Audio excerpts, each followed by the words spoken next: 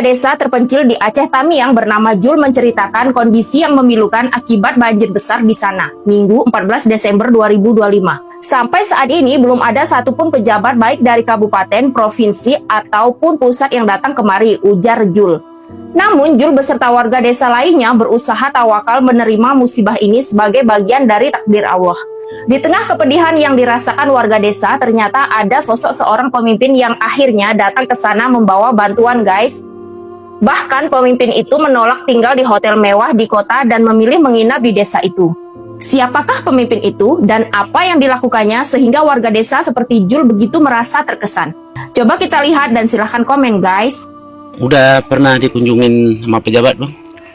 Pejabat ya belum pernah mengunjungi siapapun, termasuk Pemda belum. Bahkan kalau di luar Aceh nih Kades, kalau di Aceh nih kan Datuk Penghulu belum juga datang kemari. Belum juga di sini?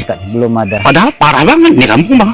Ya jadi macam mana keadaannya seperti ini, mungkin dia pun banyak mengurus masyarakat yang lain itu, mungkin ada tamu juga datang.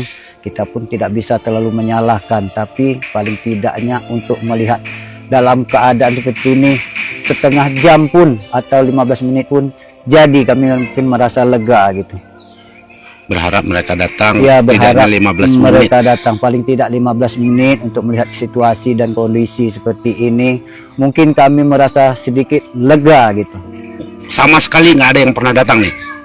Ya dari mulai Pemda itu kan Bupati dan anggota Dewan belum juga datang sampai kemari. Bahkan kemarin kabarnya ada dari Jakarta, Bapak AHY hanya setengah jalan melihat di masjid, kemudian kembali lagi. Nggak sampai sini juga? Nggak sampai ke ujung ini juga melihat lautan kayu ini. Kan beredar juga nih di media-media, Anies Baswedan pernah ke sini dan ngobrol langsung sama Bapak. Tidur langsung ya maksudnya? Oh iya, langsung di camp saya tidur. Saya pun merasa segan karena fasilitasnya tidak memadai, tapi sebaliknya saya merasa seperti mimpi. Takkan mungkin seorang Bapak Anies Baswedan itu bisa nginap di camp saya yang bocor seperti itu, berantakan, gak karuan, tanpa tilam, hanya alas tikar. Tikar pun jumpa, bukan tikar saya.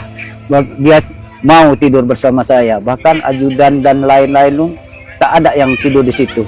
Hanya kesempatan saya untuk menemani dia tidur. Alhamdulillah luar biasa. Itu seperti mimpi rasanya.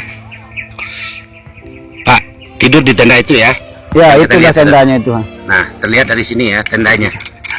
Itulah hanya beralaskan tikar, tidak mempunyai tilam, tidak mempunyai bantal. Bahkan mereka, beliau saya lihat nyenyak sekali tidurnya. Ya. Di tenda ini? Tenda ini ya betul, itulah tenda. Apa sih yang diceritakan? Diceritakan malam itu tidak ada dia masuk ke dalam. Saya hanya bercakap beberapa kali untuk beliau, Pak, kayak ginilah kondisinya Pak, apakah Bapak bisa tidur seperti ini?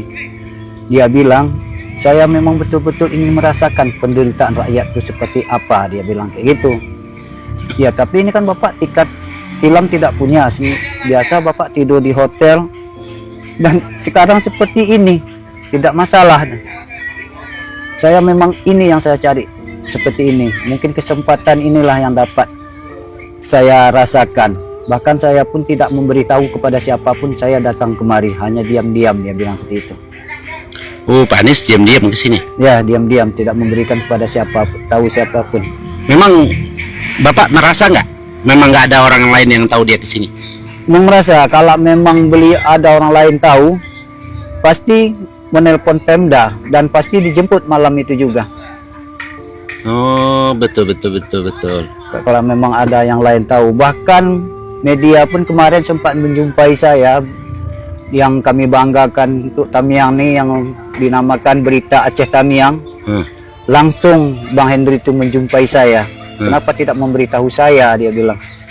Saya tidak berani mengasih tahu karena beliau diam-diam ingin merasakan seperti ini karena takut ketahuan nanti beliau dijemput. Jadi dia ingin merasakan apa yang rakyat rasakan selama ini. Memang luar biasa. Oke, Bapak tidur bersebelahan dengan Anies Baswedan, Iya, satu tenda. satu tenda. Apa rasanya sih? Bapak ngerasa gimana, minder atau enggak gitu? Rasa saya tuh memang rasa cukup senang sekali. Bahkan saya tidak menyangka ini mimpi apa kenyataan gitu. Bahkan pada subuh, saya lagi sholat subuh, beliau ikut di belakang saya menjadi makmumnya. Bahkan saya belum pernah mengimami camat, apalagi bupati, belum pernah. Nih beliau orang yang terpandang di Indonesia nih, berimam dengan saya, tidur bersama saya. Rasanya luar biasa senangnya gitu. Bapak ngerasa waktu tidur sama Pak Anies, Bapak ngerasa nggak sih minder gitu kan, merasa nggak percaya diri, merasa kaku gitu?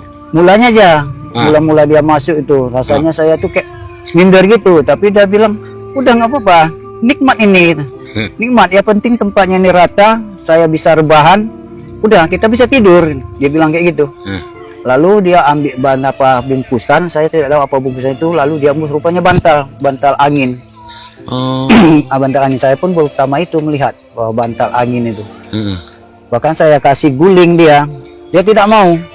Saya kasih selimut, ini Pak selimut, kebetulan saya dapat sarung, dikasih orang sarung baru buka itu.